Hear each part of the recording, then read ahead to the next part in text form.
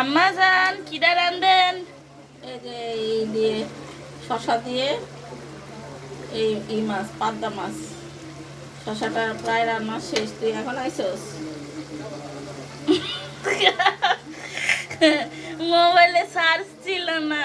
ও আচ্ছা, এখন এই যে রান্না করছি, এটা একটু হালকা পেঁয়াজ কাঁচামরিচ একেবারে অল্প মশলা দিয়ে শশার তরকারি রান্না করছি। শশার তরকারিটা একদমই খুব টেস্টি হয় অল্প মশলা দিয়ে রান্না করলে।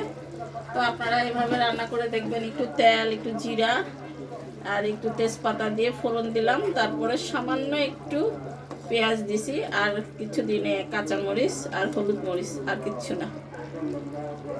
এই হচ্ছে যে শশার তরকারি।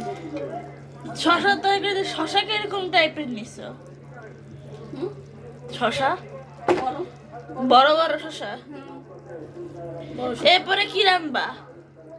এরপরে পটল ভাজবো, তারপরে হচ্ছে যে তিতা ভাজবো। পটল। এটা আগে কি রাঁধছো? এর আগে রাঁধছি এই পাবদা মাছের ঝোল আর লইট্টা মাছ। আচ্ছা, তো ডাইনিং টেবিলে আছে না? হ্যাঁ। দেখাই দিব না তাহলে। আচ্ছা ঠিক আছে। আহা, গন্ধটা কিন্তু শশা খুব জোস আসছে। এ হলো পাবদা মাছের ঝোল। একটা খুব সুন্দর একটা গন্ধ ছাড়তেছে এখান থেকে। আর এটা হচ্ছে লইট্টা মাছ। আহা কি সুন্দর।